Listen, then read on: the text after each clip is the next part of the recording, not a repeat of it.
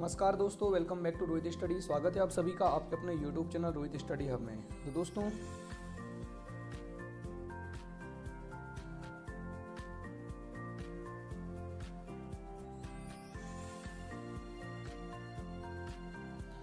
दोस्तों सारे के सारे बच्चे ऑनलाइन आ जाइए क्योंकि हमारी क्लास स्टार्ट हो चुकी है। सभी बच्चों से मैं कहना चाहता हूँ क्योंकि हमारी क्लास आज का सेशन हमारा चालू हो चुका है, तो सारे बच्चे क्लास में ज्वाइन हो जाइए। पीसी पैकेज का आज मैं आपको बताने वाला हूँ इंपॉर्टेंट क्वेश्चन पेपर जो पेपर में आता है, और यहाँ पर मैं बताने वाला हूँ किस प्रकार से आपको पेपर को सॉल्व करना है।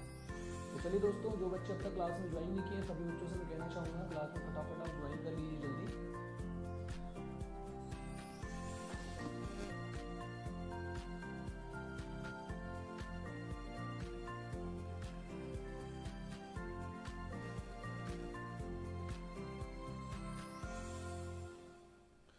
दोस्तों डिप्लोमा इन कंप्यूटर एप्लीकेशन या फिर PGDC post graduation in computer application के जो पेपर होते हैं प्रैक्टिकली, वो सभी प्रैक्टिकल वीडियो मैं यहाँ पर आपको बताने वाला हूँ और इसमें बताऊंगा कि क्वेश्चन पेपर किस प्रकार से आता है।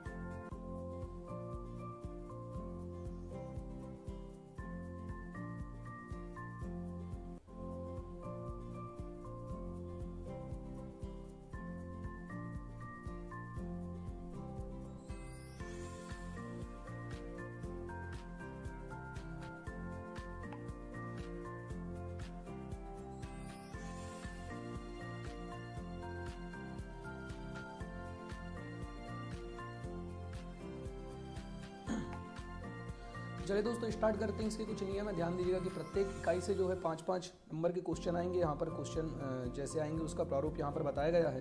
दूसरी सबसे महत्वपूर्ण बात आपको ये भी याद रखना है कि प्रत्येक जो क्वेश्चन रहेगा वो हर एक यूनिट की अगर हम लोग बात करते हैं तो प्रत्येक यूनिट से जो क्वेश्चन आपके जो आएंगे दोस्तों वो आएंगे आपके 16 नंबर के। 16 पंचे 80 नंबर का आपका टोटल क्या होगा, पेपर होगा। यहाँ पर एक बात और आपको याद रखना है, टोटल न्यूनतम आपको 32 नंबर लाना है पास होने के लिए, ठीक है। उसके पश्चात मैं आपको बताना चाहता हूँ दोस्तों, यहाँ पर ध्यान दीजिएगा कि देखिए कुछ इंस्ट्रक्शन लिखे हुए हैं, तो यहाँ पर उन इंस्ट्रक्शन को आप सबसे पहले फॉलो कर लेंगे। प्रत्येक प्रश्न पत्र जो है वो 5 इकाई में बटा हुआ है, और जो 5वीं इकाई की अगर हम लोग बात करते हैं तो प्रत्येक इकाई में आंतरिक विकल्प दिए हुए हैं, ठीक है। प्रत्येक इकाई से एक प्रश्न का उत्तर दीजिए और कुल उत्तर जो रहेंगे वो 5 यहाँ पर चुने हुए उत्तर भी आपको दिखाई देंगे दोस्तों। उसके बाद आपको यहाँ सबसे इंपॉर्टेंट चीज़ ये ध्यान देना है, मुख्य रूप से याद रखना, जो भी बच्चे ज्वाइन हो गए प्लीज़ मुझे मैसेज करके बता दीजिएगा। लाइव क्लास हमारी स्टार्ट हो चुकी, सारे बच्चों को आप मैसेज कर दीजिए ताकि सभी बच्चे यहाँ पर पेपर देख सकें। इंस्ट्रक्शन तो हमने देख ली, अब चलते हैं हम लोग सबसे पहले क्वेश्चन नंबर 1 के ऊपर। क्वेश्चन नंबर 1 हमारा कहता क्या है, तो चलिए दोस्तों क्वेश्चन नंबर 1 की अगर हम लोग बात करते हैं तो यूनिट 1 के अंतर्गत हमारे पास कुछ क्वेश्चन आए थे, ध्यान दीजिएगा। सबसे पहले यहाँ पर है आपका विंडोज़ में कंट्रोल पैनल के महत्व को समझाइए और किन्हीं 4 विंडोज़ एसेसरीज के नाम तथा उनके उपयोग लिखिए। चलिए पहला क्वेश्चन यहाँ ध्यान दीजिएगा, एक क्वेश्चन से रिलेटेड यहाँ पर सैकड़ों क्वेश्चन बन सकते हैं। तो फर्स्ट क्वेश्चन यहाँ पर क्या दिख रहा है आप सभी देखेंगे। सबसे पहले दिख रहा है कि विंडोज़ में कंट्रोल पैनल के महत्व की व्याख्या कीजिए, ठीक है। कंट्रोल पैनल क्या है, कंट्रोल पैनल के महत्व को समझाना है और किन्हीं 4 विंडोज़ एसेसरीज के नाम लिखिए। तो चलिए दोस्तों हम स्टार्ट करते हैं। विंडोज़ में मतलब कि एसेसरीज प्रोग्राम्स क्या होते हैं और कंट्रोल पैनल का उपयोग हम किस प्रकार से करते हैं। चलिए सारे बच्चे जो बच्चे नहीं आए क्लास में उनको सभी को मैसेज कर दीजिए, क्योंकि हमारी क्लास जो है स्टार्ट हो चुकी है, तो ज़्यादा अच्छा होगा आप जल्दी जल्दी क्लास में ज्वाइन कर लीजिए।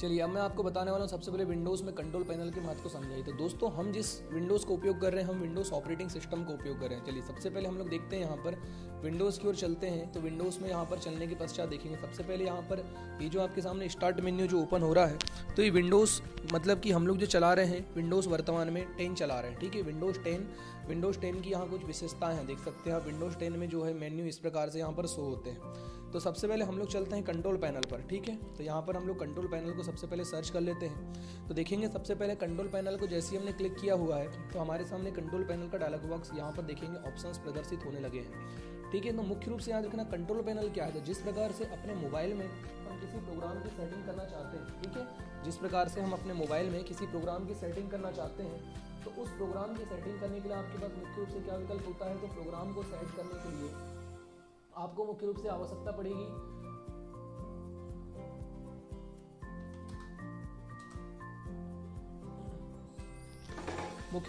पड़ेगी उस प्रोग्राम के लिए आपको कंट्रोल पैनल में, अगर आप किसी प्रोग्राम को डालना चाहते हैं या फिर किसी प्रोग्राम को अपने कंप्यूटर सिस्टम से हटाना चाहते हैं, तो उन सभी के बीच में मुख्य रूप से जो ऑप्शंस काम करता है वो होता है आपका कंट्रोल पैनल। क्या होता है, कंट्रोल पैनल की सहायता से सारे काम किए जा सकते हैं। दोस्तों यहाँ सबसे पहले हमको चलना है कंट्रोल पैनल के ऊपर। तो कंट्रोल पैनल पर हमने जैसे ही क्लिक किया हुआ है तो हमारे पास कंट्रोल पैनल का विंडो यहाँ पर ओपन हो जाएगा। अब आप देख सकते हैं कंट्रोल पैनल का यहाँ पर विंडो ओपन हो चुका है। इस विंडो में मुख्य रूप से आपको ये ध्यान देना है कि कंट्रोल पैनल क्या होता है। तो दोस्तों कंट्रोल पैनल कंप्यूटर में पाया जाने वाला सबसे महत्वपूर्ण विकल्प होता है। कंप्यूटर की बात करते हैं तो कंट्रोल पैनल जो है कंप्यूटर में पाया जाने वाला सबसे महत्वपूर्ण विकल्प होता है। इसकी सहायता से कंप्यूटर में सभी कमांड्स को या फिर इसकी सहायता से कंप्यूटर में सभी कार्यों को नियंत्रित किया जाता है। क्या किया जाता है, सभी कार्यों को नियंत्रित किया जाता है या पूरे डेस्कटॉप की सेटिंग की जाती है। ठीक है, पूरे डेस्कटॉप या फिर पूरा का पूरा कंप्यूटर को हम किस हिसाब से सेट करके रखना चाहते हैं, किस हिसाब से हम उसको दर्शाना चाहते हैं, तो ये सारी की सारी सेटिंग्स किसके माध्यम से की जाती है फ्रेंड्स, ये सब सेटिंग्स की जाती है कंट्रोल पैनल की सहायता से। तो अभी आप देख सकते हैं कंट्रोल पैनल के कुछ बेसिक कमांड्स यहाँ पर आपको दिखाई दे रहे होंगे, जिन विकल्पों का हमको यहाँ पर चयन करना है। अब सबसे पहले हम बात करते हैं कि कंट्रोल पैनल से और आप क्या चीज़ों को लिख सकते हैं। तो मुख्य रूप से यहाँ पर आपको ध्यान देने वाली बात ये है, सबसे पहले देखेंगे कंट्रोल पैनल। तो देखिए, ठीक है, सभी बच्चों को मेरी आवाज़ आ रही है क्या? सभी बच्चों को गुड मॉर्निंग, ठीक है, और सभी बच्चे क्लास में ज्वाइन हो जाएं, बस यही मैं चाह रहा हूँ जल्दी से जल्दी, ताकि हम लोग सारे क्वेश्चन सॉल्व कर सकें। तो देखेंगे यहाँ पर देखिए एडजस्ट योर डेस्कटॉप सेटिंग्स। तो सबसे पहले क्वेश्चन में ये बोला था कि पहला क्वेश्चन विंडोज़ के मतलब कंट्रोल पैनल क्या है, कंट्रोल पैनल को समझाते हुए एसेसरीज के प्रोग्राम के बारे में समझाइए। तो अभी एसेसरीज के प्रोग्राम के बारे में भी मैं आपको बताऊंगा कि एसेसरीज के प्रोग्राम क्या होते हैं, एसेसरीज प्रोग्राम किस प्रकार से काम करते हैं। तो फ्रेंड्स यहाँ पे आपको ध्यान देना है, विंडोज़ में कंट्रोल पैनल के महत्व को समझाइए। तो मैंने आपको बताया कंट्रोल पैनल का महत्व क्या है। तो कंप्यूटर में मुख्य रूप से किसी प्रोग्राम को चलाने के लिए, ठीक है, कंप्यूटर में मुख्य रूप से किसी भी प्रोग्राम को चलाने के लिए या प्रोग्राम्स की सेटिंग करने के लिए किसका प्रयोग किया जाता है, तो कंट्रोल पैनल का प्रयोग किया जाता है। किसका प्रयोग किया जाता है? कंट्रोल पैनल का प्रयोग किया जाता है। अब हम बात करते हैं कंट्रोल पैनल के कुछ टिप्स के बारे में। तो कंट्रोल पैनल पर आप क्लिक करेंगे, यहाँ पर जैसे आप क्लिक करेंगे, ठीक है, तो यहाँ पर क्लिक करने के पश्चात आपके पास देखिए कंट्रोल पैनल का विंडो ओपन हो चुका है। उसके पश्चात आपको यहाँ पर क्लिक करना होगा और देखिए यहाँ पे बहुत सारे विकल्प दिए हुए हैं, ठीक है। तो यहाँ से आप अगर यूज़र्स, उसके पश्चात कंट्रोल पैनल के जितने भी सारे प्रोग्राम्स हैं, यहाँ पर सारे के सारे प्रोग्राम जो हैं वो शो हो रहे हैं कंट्रोल पैनल के, ठीक है। इसमें आपको मुख्य रूप से क्या करना है,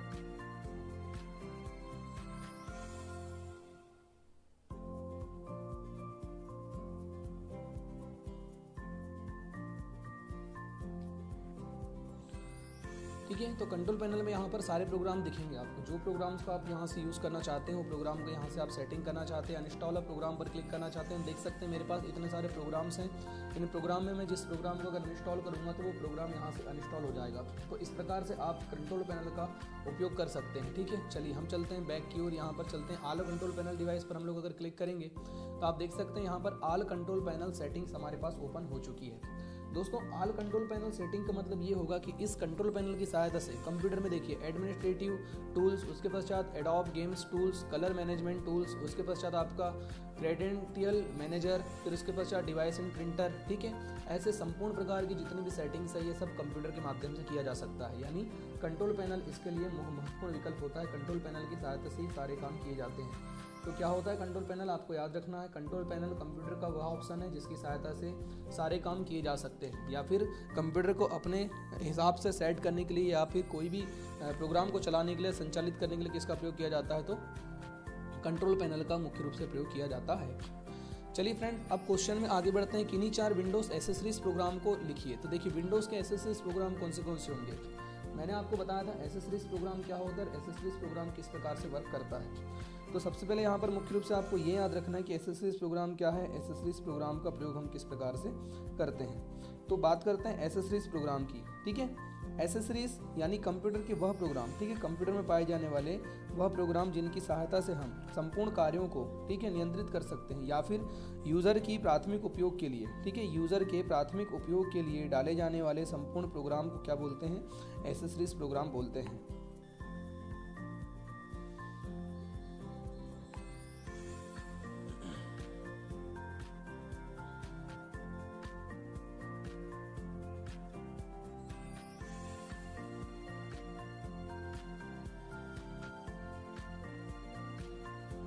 चलिए, तो विंडोज़ में डाले जाने वाले जो प्रोग्राम्स हैं कंप्यूटर में, जो ऑलरेडी प्रोग्राम सेव रहते हैं, तो उन प्रोग्रामों को क्या कहा जाता है, एसेसरीज प्रोग्राम। तो चलिए नीचे की ओर चलते हैं यहाँ पर, और विंडोज़ एसेसरीज वाले चैप्टर पर हम चलते हैं। विंडोज़ एसेसरीज प्रोग्राम के अंतर्गत देख सकते हैं आप, ये विंडोज़ एसेसरीज। इसके अंतर्गत कंप्यूटर में पाए जाने वाले वे संपूर्ण प्रोग्राम्स जिनका यूज़र बार बार उपयोग करता है। ठीक है, कंप्यूटर में जिन प्रोग्रामों की यूज़र को बाय डिफ़ॉल्ट रूप से आवश्यकता पड़ती है, यानी जिनके बिना काम ही नहीं हो सकता, ऐसे सारे के सारे प्रोग्राम क्या कहलाते हैं, विंडोज़ एसेसरीज प्रोग्राम के अंतर्गत आते हैं।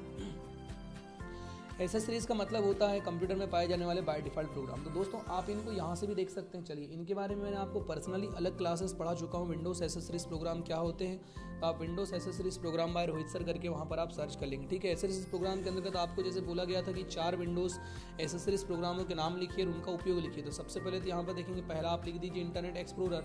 इंटरनेट एक्सप्लोरर क्या होता है, कंप्यूटर में पाया जाने वाला इंटरनेट एक्सप्लोरर सबसे महत्वपूर्ण विकल्प है। ठीक है, कंप्यूटर में पाया जाने वाला इंटरनेट एक्सप्लोरर जो है एसेसरीज प्रोग्राम के अंतर्गत सबसे महत्वपूर्ण विकल्प के अंतर्गत होता है। और ये जो विकल्प है कुल मिलाकर के एसेसरीज प्रोग्राम इंटरनेट एक्सप्लोरर, तो हमको बाय डिफ़ॉल्ट रूप से अपने सिस्टम पर इंटरनेट चलाने के लिए, ठीक है, इंटरनेट चलाने के लिए, इंटरनेट का यूज़ करने के लिए कंपनी के द्वारा बाय डिफ़ॉल्ट रूप से डाला जाने वाला प्रोग्राम होता है। ठीक है, कंपनी के द्वारा बाय डिफ़ॉल्ट रूप से डाला जाने वाला प्रोग्राम क्या होता है, तो विंडोज़ एसेसरीज प्रोग्राम के अंतर्गत पाया जाने वाला ये इंटरनेट एक्सप्लोरर ही होता है। दोस्तों उसके बाद हम बात करने वाले हैं मैथ इनपुट पैनल की। तो आप इंटरनेट एक्सप्लोरर का तो उपयोग भी लिख सकते हैं नेट चलाने के लिए, या फिर आप किसी भी जानकारी को सर्च करने के लिए, या फिर कोई भी संपूर्ण प्रकार से इंटरनेट से रिलेटेड कार्यों को करने के लिए किसका प्रयोग किया जाता है, इंटरनेट एक्सप्लोरर का प्रयोग किया जाता है। फ्रेंड, उसके पश्चात होता है मैथ इनपुट पैनल। दूसरा प्रोग्राम का आप वर्णन कर सकते हैं मैथ इनपुट पैनल क्या होता है। मैंने इन सब के बारे में पर्सनली अलग अलग क्लासेस डाल दिया है, आप उन क्लास पर जा करके भी देख सकते हैं।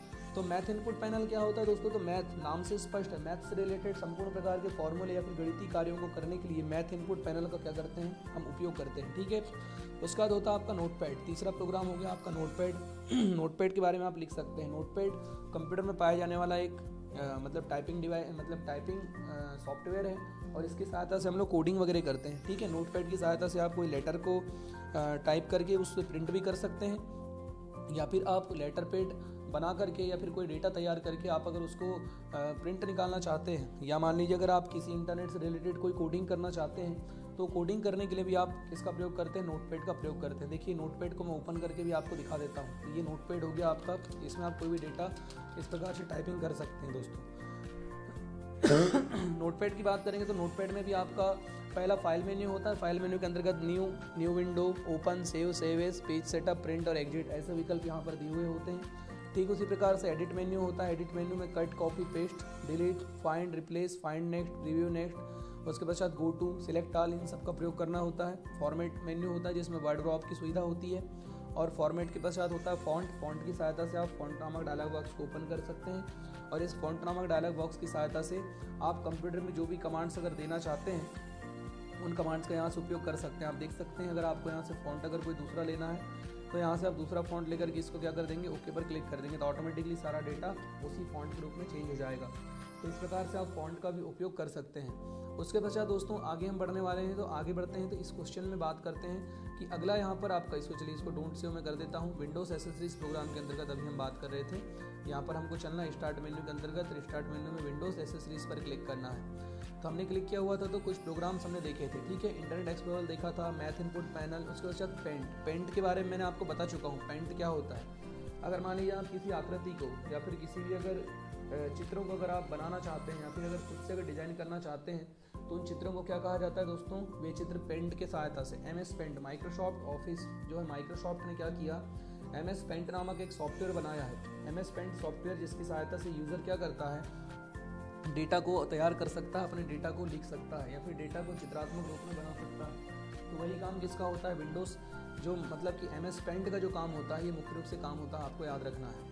चलिए दोस्तों अब हम बढ़ते हैं आगे। तो आगे हम लोग जानेंगे यहाँ पर कि पेंट के पश्चात होता है आपका, देखिए रिमोट डेस्कटॉप कनेक्शन। मान लीजिए ये भी एक विंडोज़ एसेसरीज प्रोग्राम है। तो रिमोट डेस्कटॉप कनेक्शन क्या होता है, अगर मान लीजिए कंप्यूटर में, ठीक है, कंप्यूटर अगर आप चला रहे हैं तो कंप्यूटर चलाते चलाते अगर मान लीजिए एक कंप्यूटर पे अगर आप किसी दूसरे कंप्यूटर को लॉगिन करना चाहते हैं या फिर एक कंप्यूटर के ऊपर किसी दूसरे कंप्यूटर को पूर्ण रूप से लॉगिन करना चाहते हैं तो उसी को कहा जाता है डेस्कटॉप कनेक्शन। ठीक है, रिमोट डेस्कटॉप कनेक्शन यानी एक सिस्टम के ऊपर किसी दूसरे सिस्टम को लागू करना। ठीक है, या फिर हम कह सकते हैं कि एक कंप्यूटर के ऊपर किसी दूसरे कंप्यूटर के डेस्कटॉप को पूरी तरीके से खोल लेना ही डेस्कटॉप लॉगिन करना कहलाता है। तो इसको भी आपको अच्छे तरीके से याद रखना है। चलिए दोस्तों, अब बढ़ते हैं। अगला प्रोग्राम इसमें क्या हो सकता है, तो आपको जो भी याद, जैसे वर्ड आर्ट, ठीक है, विंडोज़ मीडिया प्लेयर, ठीक है, उसके पश्चात स्टेप रिकॉर्डर, ठीक है, स्निपिल टूल्स। तो ये जितने भी जो प्रोग्राम यहाँ पर दिए हुए हैं, ये सारे के सारे प्रोग्राम जो बाय डिफ़ॉल्ट रूप से कंप्यूटर में सेट रहते हैं, यही एसेसरीज प्रोग्राम कहलाते हैं। ठीक है, एसेसरीज प्रोग्राम क्या होते हैं, तो इसको अच्छे तरीके से आपको याद रखना है। चलिए दोस्तों, अब हम बात करने वाले हैं किसकी, अगला क्वेश्चन जो हमारा पूछा गया था। ठीक है, अगला क्वेश्चन की अगर बात करेंगे तो नेक्स्ट जो क्वेश्चन है वो हमारा पूछा गया था कि विंडोज़ के संस्करण की विभिन्न विशेषताओं की व्याख्या कीजिए। ठीक है, विंडोज़ के संस्करण की विभिन्न विशेषताओं की व्याख्या कीजिए। तो विंडोज़ के अलग अलग प्रकार के संस्करण हैं। चलिए सबसे पहले तो बात कर लेते हैं हम विंडोज़ के संस्करण की। तो यहाँ पर आपको ध्यान देना है, पहला विंडोज़ का संस्करण अगर जो था, तो विंडोज़ के संस्करण अलग अलग हैं। आपको अगर याद अगर आ रहा होगा तो मैं आपको बताना चाहता हूँ, विंडोज़ के अगर संस्करणों की बात करते हैं तो विंडोज़ के अलग अलग संस्करण यहाँ ध्यान दीजिएगा। सबसे पहले आपको वर्जन, ठीक है, विंडोज़ के अनेक वर्जन निकाले गए थे। आपको मैंने फर्स्ट यूनिट के अंतर्गत ये क्वेश्चन पढ़ा दिया था, विंडोज़ संस्करण की विभिन्न विशेषताओं को लिखिए या फिर एक्सप्लेन वेरियस फीचर्स विंडोज़ के वर्जन। तो दोस्तों विंडोज़ के वर्जन क्या क्या थे, सबसे पहले तो विंडोज़ का शुरुआत कब से की गई, सन 1985 में विंडोज़ की शुरुआत की गई थी, आपको मैंने बताया था। ठीक है, विंडोज़ जब मार्केट में आया तो विंडोज़ 1.0 के नाम से मार्केट में इसको उपलब्ध किया गया था, या फिर हम कह सकते हैं कि विंडोज़ क्या है, विंडोज़ GUI पर आधारित एक लोकप्रिय ऑपरेटिंग सिस्टम है। ठीक है, तो विंडोज़ ऑपरेटिंग सिस्टम जिसका वर्तमान में यूज़र क्या कर रहा है, उपयोग कर रहा है, हम जिसका उपयोग कर रहे हैं। अभी विंडोज़ में आपको एक बात और याद रखना है कि अनेक प्रकार से आपके फीचर्स यहाँ पर सम्मिलित किए गए हैं। अब फीचर्स का मतलब ये होगा विशेषताएं, तो विंडोज़ की विभिन्न विशेषताएं अलग अलग हैं। ठीक है, जैसे कि सुधरा हुआ इंटरफेस। ठीक है, विंडोज़ की विभिन्न विशेषताएं हैं। पहला विशेषता क्या है, सुधरा हुआ इंटरफेस। दूसरा आपका लॉन्ग फाइल नेम। ठीक है, विंडोज़ एक ऐसा ऑपरेटिंग सिस्टम है जिसकी सहायता से हमको उपयोग करने के लिए मिनिमाइज, मैक्सिमाइज, क्लोज तीनों को बटन दिखाता है। जैसे देख लीजिए, हम सबसे पहले विशेषताओं की बात करते हैं, सुधरा हुआ इंटरफेस। तो सुधरा हुआ इंटरफेस के अंदर के जैसे हम लोग वर्ड अगर ऑन कर रहे हैं तो यहाँ पर हमको यूज़र की सुविधाओं के लिए मिनिमाइज, मैक्सिमाइज, क्लोज तीनों यहाँ पर बटन हमको दिखाई दे रही है। तो ये हो गया आपका सुधरा हुआ इंटरफेस के अंतर्गत पहली विशेषता। दूसरी विशेषता है लॉन्ग फाइल नेम। तो लॉन्ग फाइल नेम मतलब कि आप जब अगर कंप्यूटर को सेट करना चाहते हैं, कंप्यूटर में अगर कोई डेटा अगर आप लिखना चाहते हैं, तो उस डेटा को लिखते समय आप क्या कर सकते हैं, लंबे नेम के साथ भी आप उस डेटा को सेव कर सकते हैं। तो ये विंडोज़ की विशेषताएं हो जाएंगी। तीसरी विशेषता दोस्तों 32 बिट पूर्ण मल्टीटास्किंग। ठीक है, मल्टीटास्किंग मतलब क्या, कहने का मतलब ये है कि कंप्यूटर यानी विंडोज़ जो है वो 32 बिट मल्टीटास्किंग का प्रयोग करता है, जिसकी सहायता से हम कोई भी प्रोग्राम को आसानी से चला सकते हैं। उसके पश्चात उसकी अगली विशेषता थी दोस्तों की सुधरा हुआ खेल तथा मल्टीमीडिया सुविधा। अब सुधरा हुआ खेल का मतलब क्या होगा, सबको समझने की आवश्यकता है। सुधरा हुआ खेल मतलब कंप्यूटर में आप अनेक प्रकार के गेम वगैरह खेल सकते हैं। ठीक है, यूजर्स अपने मनोरंजन करने के लिए अनेक प्रकार से गेमों को खेल सकता है। ये मतलब विशेषता थी किसकी, आपके सुधरा हुआ खेल के अंतर्गत तथा मल्टीमीडिया सुविधा। दोस्तों अगला इसकी विशेषता है विंडोज एक्सप्लोरर। मैंने आपको बताया था कि पूर्व के संस्करण प्रोग्रामों में फाइल मैनेजर होता था। क्या होता था, फाइल मैनेजर होता था, जिनमें आप कंप्यूटर के सारे प्रोग्रामों को देख सकते थे। लेकिन वर्तमान की अगर बात करते हैं तो उनमें होता है दोस्तों आपका विंडोज़ एक्सप्लोरर था पहले। ठीक है, सॉरी, पहले विंडोज़ एक्सप्लोरर था, लेकिन अगर हम लोग वर्तमान की बात करें तो वर्तमान में विंडोज़ एक्सप्लोरर को चेंज करके क्या कर दिया गया है, फाइल मैनेजर कर दिया गया है, जिसकी सहायता से आप संपूर्ण प्रोग्रामों को वहाँ पर देख सकते हैं। चलिए दोस्तों, अब बढ़ते हैं हम आगे। तो यहाँ पर आगे हम लोग बात करने वाले हैं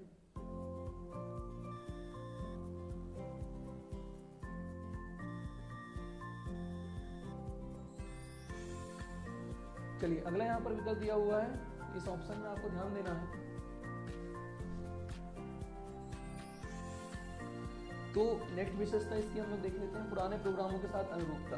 तो ठीक है, पुराने प्रोग्रामों के साथ अनुरूपता का मतलब ये होता है कि अगर आप कंप्यूटर में कोई अगर किसी कंप्यूटर में अगर कोई पुराने प्रोग्रामों को अगर आप लगाना चाहते हैं, तो पुराने प्रोग्रामों को लगाते ही हमारा कंप्यूटर ऑटोमेटिकली, या फिर हम कह सकते हैं कि जो हमारे पास विंडोज़ ऑपरेटिंग सिस्टम जो हम चला रहे थे, ये विंडोज़ ऑपरेटिंग सिस्टम ऑटोमेटिकली उसे पढ़ लेता है, और पढ़ने के पश्चात आपको मतलब कि जो पुराने जो प्रोग्राम्स थे उनको नए प्रोग्राम के हिसाब से ऑटोमेटिकली चेंज करके कन्वर्ट करके वहाँ पर रख देता है। तो ये थी आपकी विशेषता किसकी, विंडोज़ की। फिर विंडोज़ की विशेषता और मैंने आपको बताया था इजी और मेल फीचर्स, बेहतर वेब फीचर्स, उसके पश्चात एकीकृत नेटवर्क सपोर्ट। ठीक है, बेहतर वेब फीचर्स, यूनिवर्सल सीरियल बस की विशेषता, यानी कि यूनिवर्सल सीरियल बस USB की विशेषता, USB। ठीक है, इसका जो प्रमुख कार्य क्या है USB का, विंडोज़ में USB का काम क्या रहता है दोस्तों कि एक डिवाइस से डेटा दूसरे डिवाइस में ले जाना, और दूसरे डिवाइस का डेटा वर्तमान डिवाइस में लेकर के आना। इस प्रकार से हम लोग विंडोज़ में काम करते हैं, यानी विंडोज़ USB, ठीक है, यूनिवर्सल सीरियल बस के रूप में उसका काम किया जाता है। इसको रिमूवेबल डिस्क के भी नाम से जानते हैं। क्यों? क्योंकि रिमूवेबल किसे कहते हैं? रिमूवेबल का मतलब ये होता है कि ऐसी डिवाइस जिसको हम लोग CPU में लगाने के पश्चात उसको हम रिमूव भी कर सकते हैं, उसी को क्या कहते हैं? रिमूवेबल डिस्क के नाम से जाना जाता है। तो इसको आप याद रखेंगे। फिर इसकी एक विशेषता के अंतर्गत मैंने और भी आपको बताया था, मल्टीपल डिस्प्ले सपोर्ट, ठीक है दोस्तों। इसकी जो विशेषता थी मल्टीपल डिस्प्ले सपोर्ट, ठीक है।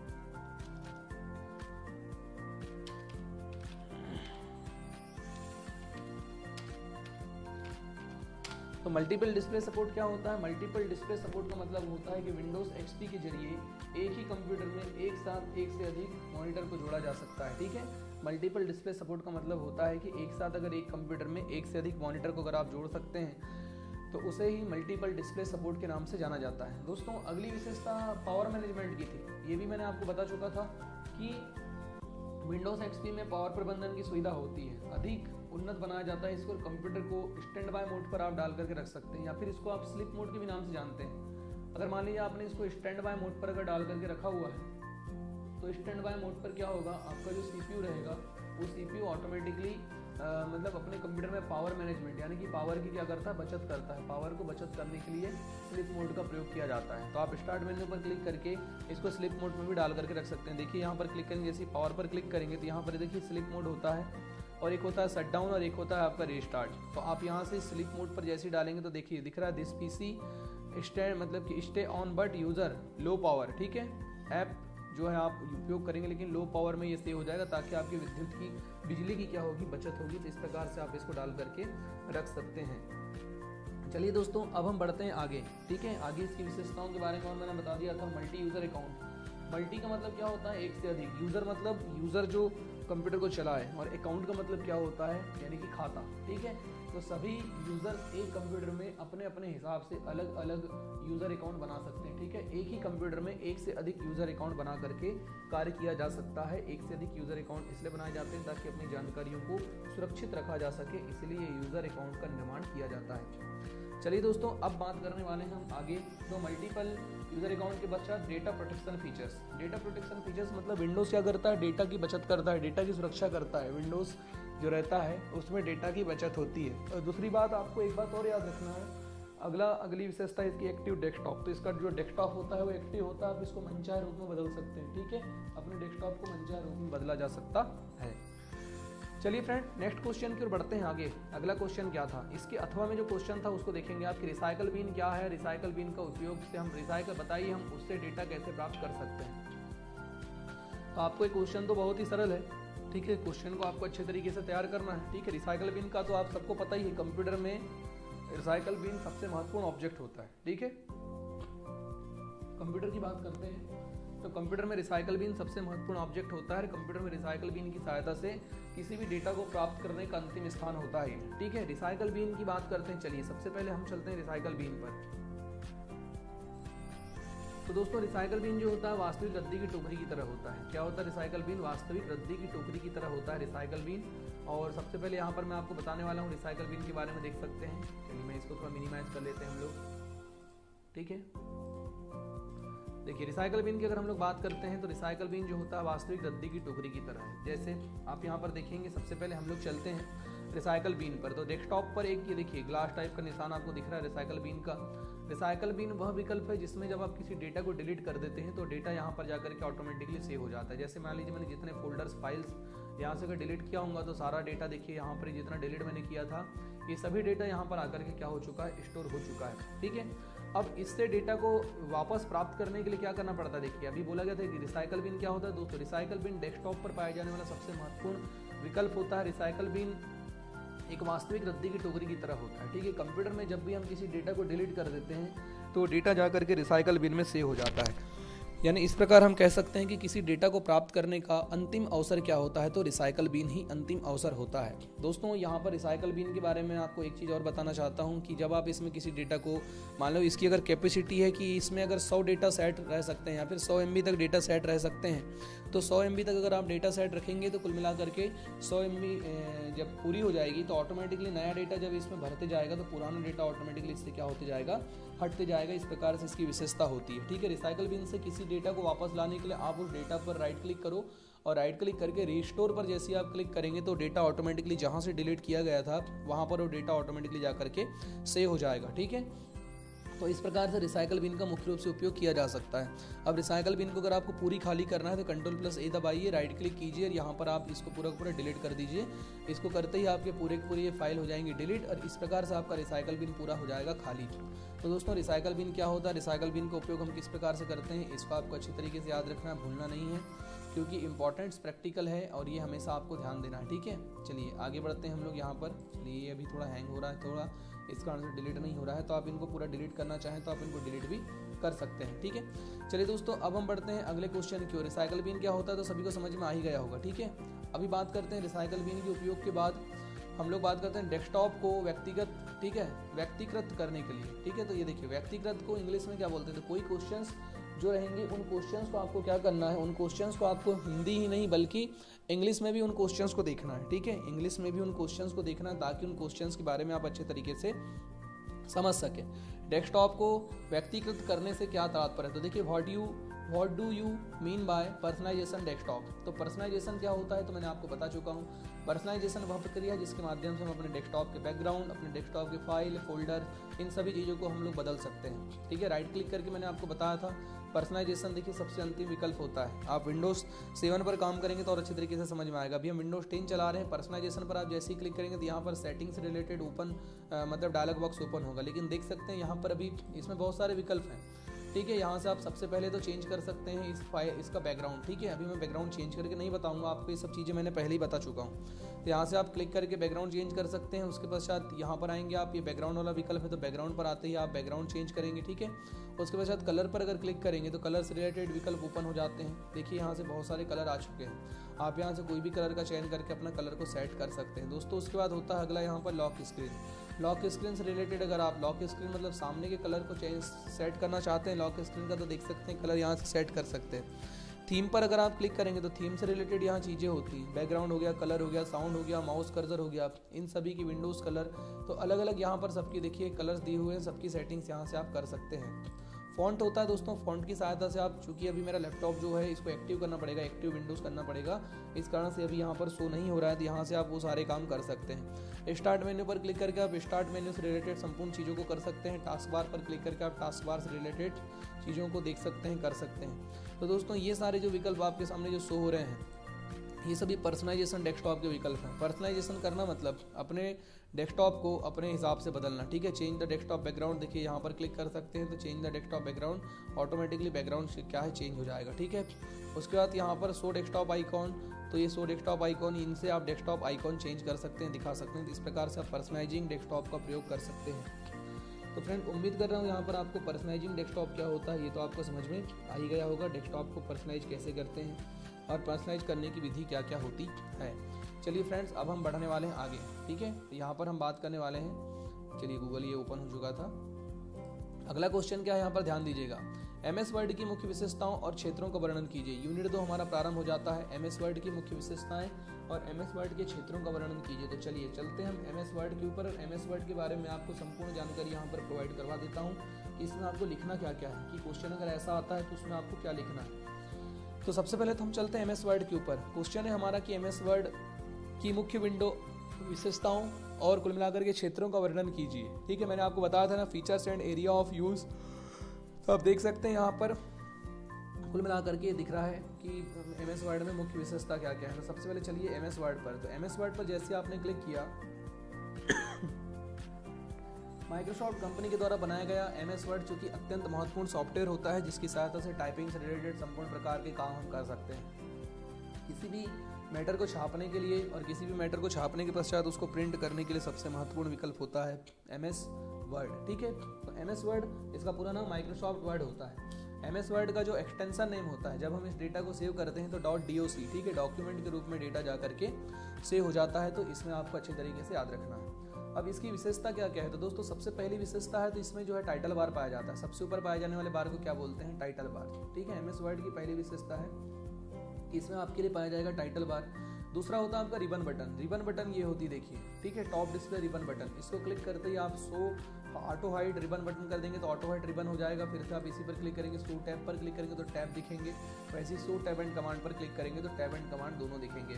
तो ये पहला विकल्प तो आपका हो गया। पहला ऑप्शन तो हो गया टाइटल बार होता है सबसे ऊपर, जिसमें मिनिमाइज मैक्सिमाइज क्लोज का बटन पाया जाता है। दूसरा होता है आपका रिबन बटन। रिबन बटन की सहायता से आप टैब एंड कमांड को दिखा सकते हैं, छिपा सकते हैं। फिर होता है आपका एक माइक्रोसॉफ्ट बटन। तो दोस्तों माइक्रोसॉफ्ट बटन जो होता है वो फाइल मेन्यू को ही माइक्रोसॉफ्ट बटन बोलते हैं, ठीक है। ये जो फाइल मेन्यू जो होता है इसे ही माइक्रोसॉफ्ट बटन के नाम से जाना जाता है। 2007 पर अगर आप काम करेंगे तो वहाँ पर आपको फाइल मेन्यू नहीं दिखेगी, बल्कि माइक्रोसॉफ्ट बटन दिखती है और उसके बाद डायरेक्टली होम मेन्यू होता है। अगली विशेषता की अगर हम लोग बात करते हैं तो MS वर्ड की अगर बात करें तो मुख्य रूप से इसमें क्या विशेषता पाई जाती है दोस्तों। अगली विशेषता है कि इसमें क्या पाया जाता है, मुख्य रूप से होम टैब को 5 भागों में बांटा गया है। कितने भागों में बांटा गया है, तो 5 भागों में बांटा गया है। पहला है क्लिपबोर्ड। फर्स्ट अगर बात करते हैं तो क्लिपबोर्ड नाम से स्पष्ट है, जब भी किसी डेटा को कट कॉपी या पेस्ट किया जाता है तो डेटा कहाँ पर रहता है, तो क्लिपबोर्ड में सेव रहता है। कहाँ सेव रहता है, क्लिपबोर्ड में सेव रहता है। फिर आपका जो अगला विकल्प होता है यहाँ पर आपको ध्यान देना है,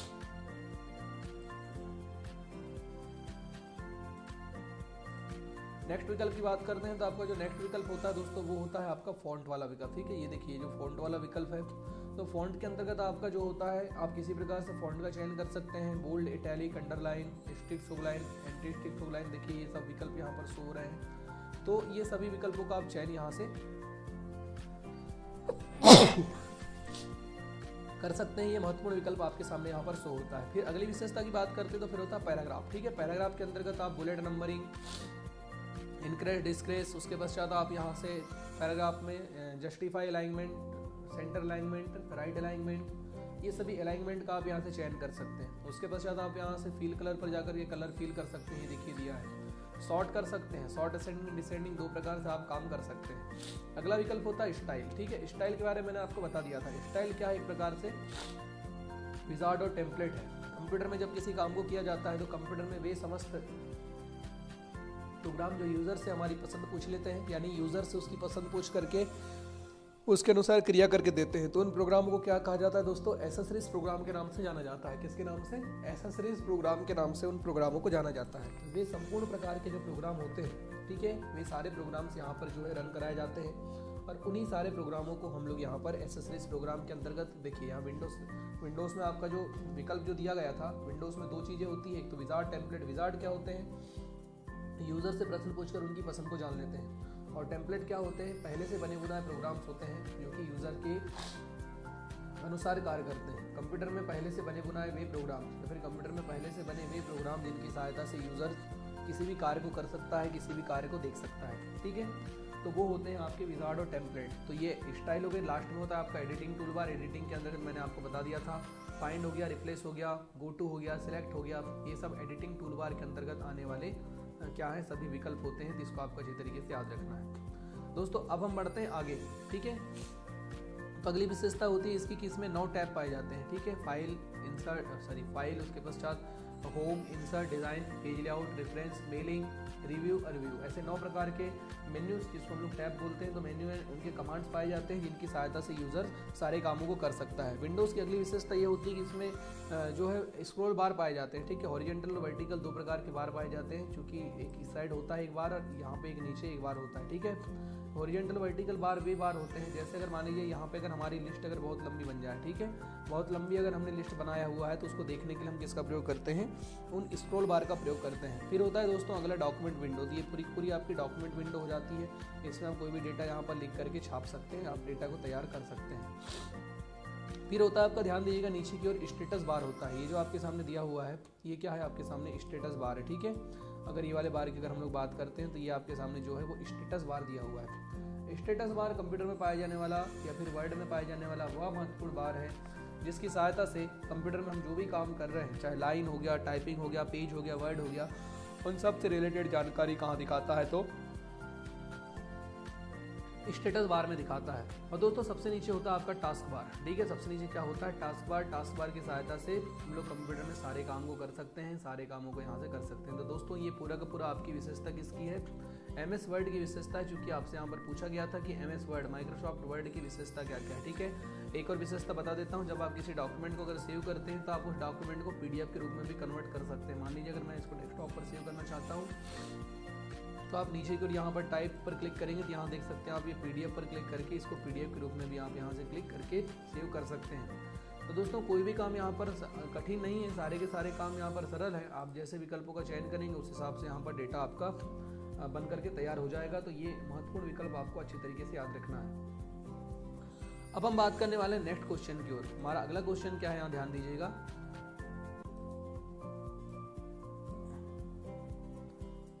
तो दोस्तों यहाँ पर अगला क्वेश्चन यहाँ दिया हुआ है, देखेंगे कि MS वर्ड में टेक्स्ट इनहेंसमेंट, ठीक है, टेक्स्ट एडिटिंग टूल से आप क्या समझते हैं, टेक्स्ट एडिटिंग टूल से आप क्या समझते हैं। तो दोस्तों टेक्स्ट एडिटिंग टूल क्या होता है, चलिए यहाँ पर मैं आपको बता देना चाहता हूँ, ठीक है। सबसे पहले बात करते हैं हम लोग टेक्स्ट एडिटिंग टूल की। तो सबसे महत्वपूर्ण है यहाँ पे टेक्स्ट एडिटिंग टूल के अंतर्गत ये देखिए टेक्स्ट एडिटिंग टूल, ठीक है। तो टेक्स्ट एडिटिंग टूल में मुख्य रूप से याद रखना है, पहला तो हो गया आपका, देखिए कौन सा वो टेक्स्ट आप लेना चाहते हैं, हिंदी लेना चाहते हैं या फिर इंग्लिश लेना चाहते हैं, जैसा आप लेना चाहेंगे उस हिसाब से आप यहाँ पर मतलब टेक्स्ट का क्या करेंगे, चयन करेंगे। तो ये तो हो जाएगा आपका टेक्स्ट एडिटिंग टूल के अंतर्गत। टेक्स्ट एडिटिंग टूल नाम से स्पष्ट है, ऐसा टूल जो टेक्स्ट की एडिटिंग करने में काम आए, ठीक है। टेक्स्ट की एडिटिंग करने में जिस टूल्स का उपयोग किया जाता है उस टूल्स को टेक्स्ट एडिटिंग टूल्स के नाम से जाना जाता है। तो सबसे पहले तो यहाँ पर आपको याद रखना है टेक्स्ट एडिटिंग टूल के अंतर्गत पहला विकल्प आपका दिया हुआ है। देखिए यहाँ पर आप कोई भी फॉन्ट को ले सकते हैं, जिस फॉन्ट का आपको यहाँ से चयन करना है उस फॉन्ट को आप यहाँ से ले सकते हैं।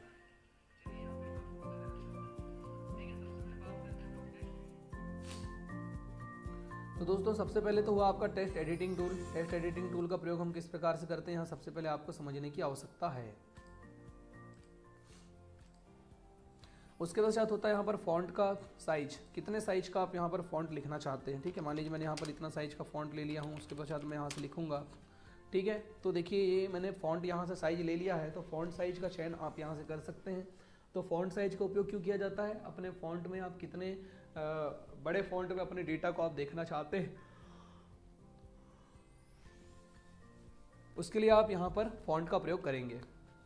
फिर होता है दोस्तों फॉन्ट एडिटिंग के अंतर्गत और बोल्ड होता है, ठीक है। बोल्ड की सहायता से डेटा बोल्ड होगा, इटैलिक अगर आप करेंगे डेटा इटैलिक होगा, अंडरलाइन करेंगे डेटा अंडरलाइन होगा। वैसे स्ट्रिक थ्रू लाइन करेंगे तो लाइन कटी हुई आएंगी, देखिए। वैसे ही आप सुपर स्क्रिप्ट सब स्क्रिप्ट करेंगे, सुपर स्क्रिप्ट करेंगे डेटा देखिए नीचे लिखा रहा है, अगर आप यहाँ सब स्क्रिप्ट करेंगे तो डेटा ऊपर की ओर लिखाएगा। तो इस प्रकार से आप यहाँ पर इन विकल्पों का चयन कर सकते हैं। फिर होता है आप यहाँ से वर्ड, ठीक है, स्टाइल, अगर कोई स्टाइल में अगर आप डेटा लिखना चाहते हैं तो उसी स्टाइल में डेटा लिखेंगे। बैकग्राउंड अगर आप चालू करना चाहते हैं मान लीजिए, तो अब यहाँ से आप कोई भी बैकग्राउंड को यहाँ से आप चालू कर सकते हैं, तो देखिए डेटा वहीं पर आपका लिखाएगा। उसके पश्चात होता है यहाँ पे फॉन्ट का कलर। मान लें अगर आप यहाँ से फॉन्ट का कलर को अगर चेंज करते हैं तो फॉन्ट कलर की सहायता से जो डेटा है उस डेटा में वही कलर हम भर सकते हैं जो उस फॉन्ट में कलर था, ठीक है। तो फॉन्ट कलर का भी आपको यहाँ पर उपयोग करते बनना चाहिए। उसके बाद यहाँ पर विकल्प होता है, अगले विकल्प की अगर बात करते हैं तो यहाँ पर दिख रहा है आपका, देखिए दिख रहा है आपको इनक्रीज फॉन्ट साइज और डिस्क्रीज फॉन्ट साइज। इनक्रीज का मतलब होता है छोटा करना किसी फॉन्ट साइज को, और अगर डिस्क्रीज करने का मतलब होता है उस फॉन्ट साइज को छोटा करना। तो देख सकते हैं फॉन्ट साइज हम छोटे बड़े करके यहाँ से लिख सकते हैं। तो ये सब क्या है, आपके वर्ड की विशेषता है, ठीक है। वर्ड्स के एट्रीब्यूट्स यानी वर्ड में तत्व क्या क्या है, ठीक है। टेक्स्ट एडिटिंग, टेक्स्ट में मतलब कि कौन से एडिटिंग आप कर सकते हैं, तो उन टेक्स्ट एडिटिंग का आप यहाँ से चीज़ों को याद रखेंगे, ठीक है। टेक्स्ट एडिटिंग करने के लिए आप पूरा लिखेंगे इसको। सबसे पहले हम स्टार्ट मेन्यू पर क्लिक करते हैं, ऑल प्रोग्राम पर जाते हैं, माइक्रोसॉफ्ट ऑफिस पर क्लिक करते हैं, ऑफिस 2013 पर क्लिक करते हैं, जिससे ऑफिस 2013 की हमारे सामने विंडो ओपन हो जाती है। ऑफिस 2013 की विंडो में सबसे पहले हमको क्या करना होगा, सबसे पहले इस विंडो के अंतर्गत जा करके हम टेक्स्ट एडिटिंग, तो दोस्तों याद रखना कि होम टैब के अंतर्गत जा करके फॉन्ट वाला जो विकल्प होता है वहीं पर होते हैं आपके सारे विकल्प। इनकी सहायता से हम लोग सबसे पहले तो टाइपिंग चयन कर सकते हैं, फिर आप फॉन्ट साइज, उसके पश्चात फिर bold, italic, underline, strike through line, anti strike through line, ठीक उसी प्रकार से आप कलर, उसके पश्चात बैकग्राउंड कलर, हाईलाइट कलर, ये सब विकल्पों का चयन हम किसकी सहायता से करते हैं। तो ये सारे विकल्प जो होते हैं आपके किए जाते हैं टेक्स्ट, ठीक है, टेक्स्ट के सहायता से किए जाते हैं, या फिर इन्हीं को कहा जाता है टेक्स्ट एडिटिंग या फिर टेक्स्ट एट्रीब्यूट्स इसको कहते हैं। तो दोस्तों यूनिट 2 के अंतर्गत जो आपके जो मुख्य रूप से जो क्वेश्चंस थे ये मैंने आपको बता दिया। चलिए अब बढ़ते हैं हम लोग अगले क्वेश्चन की ओर। तो यहाँ पर ध्यान दीजिएगा, हमारा नेक्स्ट क्वेश्चन है क्वेश्चन नंबर 4, ठीक है, यानी कि अथवा का क्वेश्चन नंबर 4 क्या है, यहाँ पर ध्यान दीजिएगा, ठीक है, कि आप बुलेट तथा नंबरिंग से कैसे क्या समझते हैं, ठीक है, बुलेट एंड नंबरिंग कैसे करेंगे, चरण सहित व्याख्या कीजिए। तो बुलेट नंबरिंग लगाने की विधि क्या क्या है, सबसे पहले मैं बात करता हूँ बुलेट एंड नंबरिंग की। मान लीजिए कि हम अगर कोई डेटा अगर लिख रहे हैं तो उस डेटा को अगर हम लोग लिस्ट रूप में लिखना चाहते हैं, लिस्टिंग अगर करना चाहते हैं डेटा की, तो हम लोग क्या करेंगे, इसके लिए बुलेट एंड नंबरिंग विकल्प का चयन करना होता है।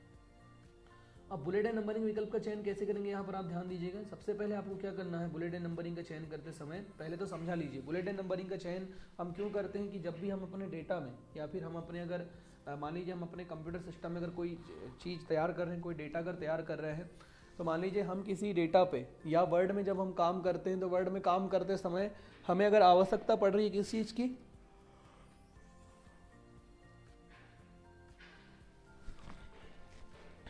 अगर हमको आवश्यकता पड़ रही है कि हम कोई डेटा को तैयार करें, ठीक है, या फिर तो उस डेटा में अगर मान लीजिए हमको अगर उसको अगर लिस्टिंग रूप में लिखना है, तो लिस्ट रूप में लिखने के लिए हम लोग चयन करते हैं किसका, बुलेट एंड नंबरिंग विकल्प का चयन करते हैं। बुलेट एंड नंबरिंग का चयन करने के लिए दोस्तों सबसे पहले आपको आना है अपने कंप्यूटर स्क्रीन के मतलब होम टैब पर।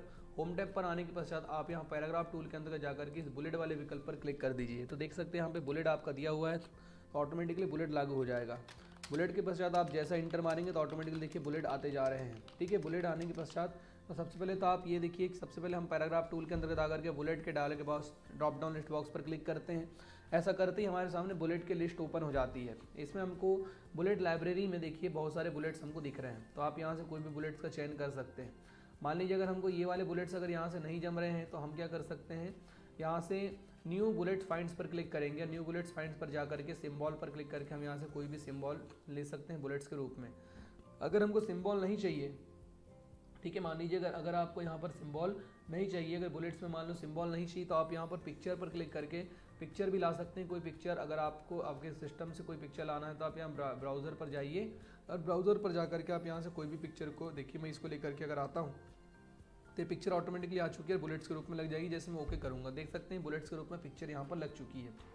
तो इस प्रकार से आप यहाँ पर बुलेट्स को लगा सकते हैं। ठीक उसी प्रकार से आपको ध्यान देना है।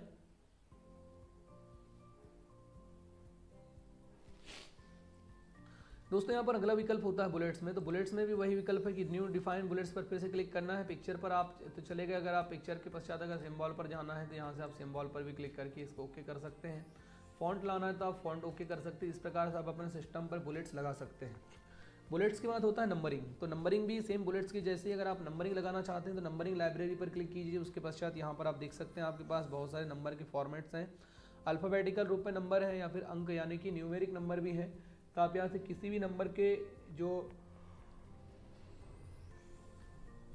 नंबर का जो विकल्प है उस नंबर वाले सेशन पर आप यहाँ से करेंगे क्लिक, और जैसे आप करते हैं क्लिक तो ऑटोमेटिकली नंबर यहाँ पर जनरेट हो जाता है। जैसे आप इंटर मारेंगे तो नंबर ऑटोमेटिकली बढ़ने लगता है। तो इस प्रकार से आप इनका चयन कर सकते हैं।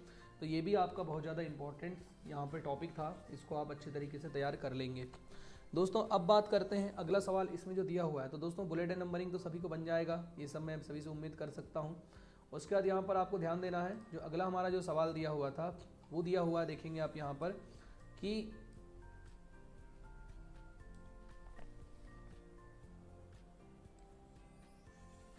देखिए आप टेबल यानी तालिका कैसे बनाएंगे। ठीक है, टेबल में आप यानी कि क्या यहाँ पे आपसे पूछा है, देखो टेबल में आप टेबल कैसे बनाएंगे, तालिका में सेलों को हटाने और विलय करने के चरणों की व्याख्या कीजिए। कि आप टेबल कैसे बनाएंगे, टेबल बनाने की, टेबल को हटाने की विधि को पूरा आपको समझाना है।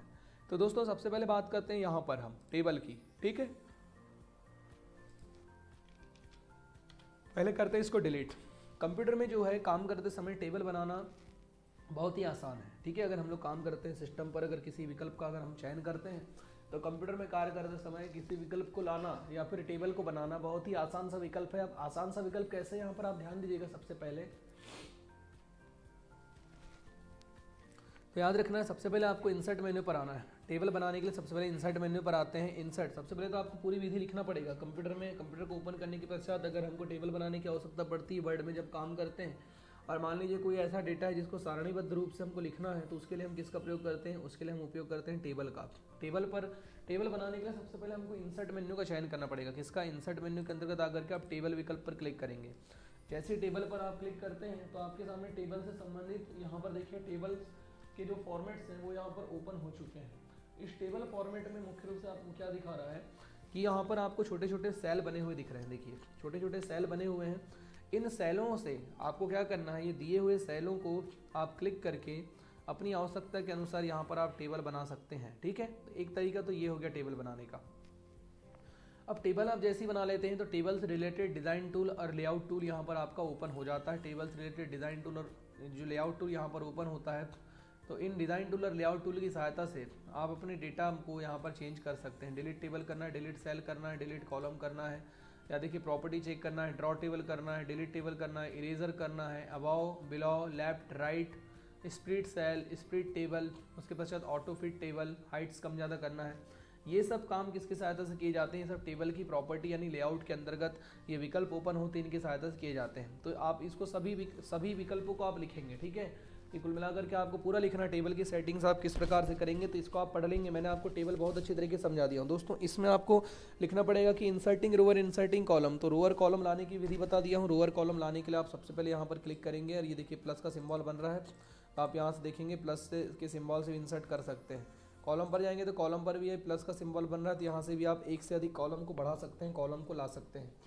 तो इस प्रकार से आप यहाँ पर क्या करेंगे अपने डॉक्यूमेंट में, ठीक है, या फिर जिस डॉक्यूमेंट पे आप काम कर रहे हैं उस डॉक्यूमेंट में अगर आपको किसी डेटा को लेकर के आना है, किसी सेल को अगर लेकर के आना है या फिर टेबल को अगर लाना है, तो आप टेबल से रिलेटेड संपूर्ण प्रकार का काम आप वहाँ पर कर सकते हैं। उसके बाद फ्रेंड्स बात करते हैं आगे। तो आगे यहाँ पर आपको ध्यान देना है, महत्वपूर्ण विकल्प है, ध्यान दीजिएगा।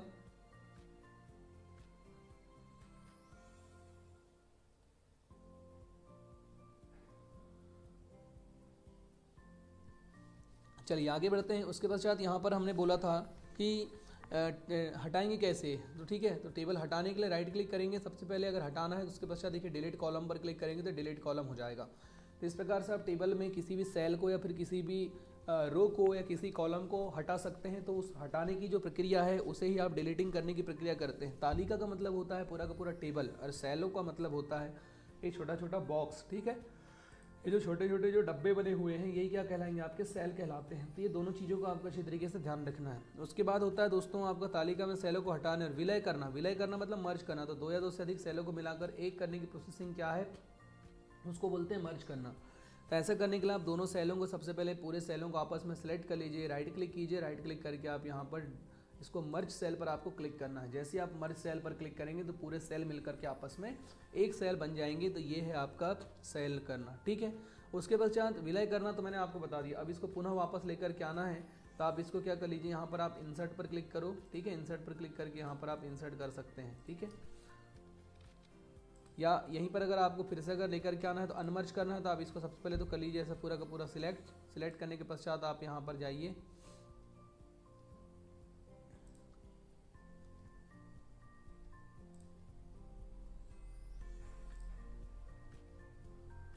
देखिए यहाँ पे मर्ज सेल का विकल्प है। उसके पश्चात हम लोग अब इसको अगर अनमर्ज करना चाहेंगे तो यहाँ पर चूँकि इसको अनमर्ज तो होगा नहीं, इसलिए इसको आप स्प्लिट सेल करके बांट भी सकते हैं। अगर आप इसमें अगर एक से ज़्यादा सेल लाना चाहते हैं, देख सकते हैं। स्प्लिट टेबल करना है तो आप ये स्प्लिट टेबल का विकल्प इसको काटने के लिए होता है। अगर अलग ही करना चाहते हैं, पूरे टेबल को दो भागों में, दो टुकड़ों में काटना चाहते हैं, तो उसके लिए आप स्प्लिट टेबल का चयन कर सकते हैं। उसके बाद फ्रेंड्स यहाँ पे आपको आगे बढ़ना है, आगे यहाँ पे ध्यान देना है। तो यहाँ पर विकल्प होता है आपका महत्वपूर्ण विकल्प है। तो ये टेबल में आप किस प्रकार से टेबल को देखिए, इरेजर की सहायता से आप इरेज कर सकते हैं लाइनों को। ठीक है, इरेज कर सकते हैं। तो देखिए पूरी लाइन यहाँ से ऑटोमेटिकली ऐसी इरेज हो जाएंगी। तो इस प्रकार से आप ऐसा खींच करके अगर आप इसको इरेज करना चाहते हैं इन लाइनों को, तो आप ऐसा इरेज कर सकते हैं। तो इरेजर की सहायता से लाइनों को इरेज किया जा सकता है। उसके बाद दोस्तों इंसर्ट लेफ्ट, इंसर्ट राइट करेंगे तो राइट साइड लेफ्ट साइड में टेबल कॉलम्स ऑटोमेटिकली आते जाते हैं। तो इस प्रकार से टेबल का उपयोग हम लोग कर सकते हैं। टेबल के सारे विकल्पों को याद रखना, इससे रिलेटेड एक क्वेश्चन जरूर आएगा। ठीक है, उसके पश्चात फ्रेंड्स आगे हम बात करने वाले हैं मेल मर्ज क्या होता है। तो सभी बच्चों को मैंने मेल मर्ज क्या होता है तो उन्हें आपको बता चुका था। ठीक है। मेल मर्ज क्या होता है, अगला हमारा जो क्वेश्चन है यूनिट 3 के अंदर का। चलिए यहाँ पे मैं आपको पेपर में दिखा देता हूँ, देखेंगे यूनिट 3 है, मेल मर्ज की विशेषता एवं चरणों की व्याख्या कीजिए। तो सभी को तो पता ही होगा मेल मर्ज क्या होता है। मेल अर्थात जानकारी, और मर्ज करना मतलब आपस में उसको क्या करना, मिलाना। दोस्तों तो आप यहाँ पर देखिए यूट्यूब पर आप जाएंगे सबसे पहले, और जाने के पश्चात यहाँ पे सबसे पहले मैं आपको बता देना चाहता हूँ, ठीक है। यहाँ पर अगर आप क्लिक करेंगे उसके पश्चात यहाँ पर आप लिख दीजिए, ठीक है।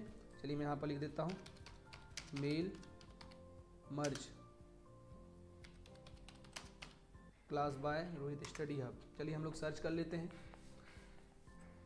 देख सकते हैं सबसे ऊपर ही आ रहा है आपका, ठीक है। ये देखिए एमएस वर्ड में मेल मर्ज कैसे करें, class number 20 save time mail merge क्या है। देखिए ये आपका सबसे ऊपर यहाँ पर शो हो रहा है, रोहित सर के नाम से आप यहाँ सर्च कर लेंगे तो आपको मेल मर्ज क्या होता है 11 मिनट का मैंने पूरा वीडियो बना करके आपको दिखा दिया हूँ। तो कंप्यूटर में मेल मर्ज क्या होता है आपको ध्यान देना है। मेल मर्ज वह विधि है जिसकी सहायता से जब भी अगर हम लोग कोई काम करते हैं, मेल मर्ज क्या है दोस्तों, तो मेल मर्ज वह विधि है जिसकी सहायता से यूज़र जब कोई काम करता है तो उस काम को करने के लिए मान लो अगर किसी को 4-10 व्यक्तियों को अगर एक साथ कोई लेटर अगर पोस्ट करना है, मेल का मतलब होता है भेजना, मर्ज मतलब आपस में मिलाना।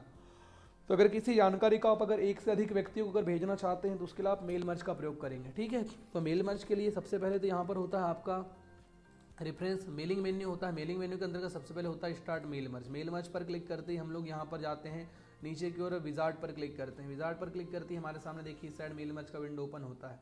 इसमें सबसे पहले हमको अगर जो भी बनाना है, मान लीजिए लेटर के पश्चात हम यहाँ नेक्स्ट करेंगे, नेक्स्ट के पश्चात फिर से यहाँ नेक्स्ट करेंगे, उसके पश्चात यहाँ पर टाइप अ न्यू लिस्ट।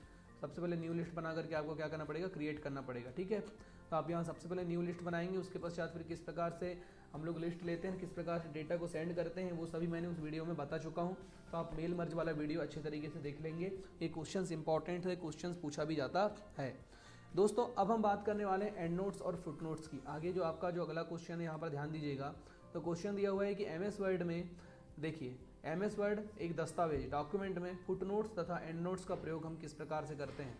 तो आपको मैंने बता दिया हूँ एंड नोट्स और फुट नोट्स क्या होते हैं। एंड नोट्स मतलब कि वे नोट्स जो, देखिए यहाँ पर आपका रेफरेंस मेन्यू के अंतर्गत होंगे एंड नोट्स। मान लो अगर मैं यहाँ पे अगर रोहित लिख रहा हूँ, ठीक है, रोहित हनुमत मैंने लिख दिया। अब मान लो मुझे अगर एंड नोट्स लगाना है इस पर, तो मैं इसको सबसे पहले सिलेक्ट करूँगा और यहाँ पर क्लिक करता हूँ एंड, मतलब कि देखिए एंड नोट्स पर, ठीक है, इंसर्ट एंड नोट्स। तो एंड नोट्स का मतलब ये होता है कि पैराग्राफ, चूँकि ये हम पैराग्राफ लिख रहे थे, ठीक है। अब यहाँ पर मैं लिख देता हूँ, देखिए मैं यहाँ XYZ कुछ भी लिख दूँगा। तो यहाँ आप देख सकते हैं कि मैं जैसे इस पर क्लिक करूँगा, इस पर क्लिक करता हूँ तो ऑटोमेटिकली आपको ये नीचे लिखा हुआ डेटा देखिए शो हो रहा है।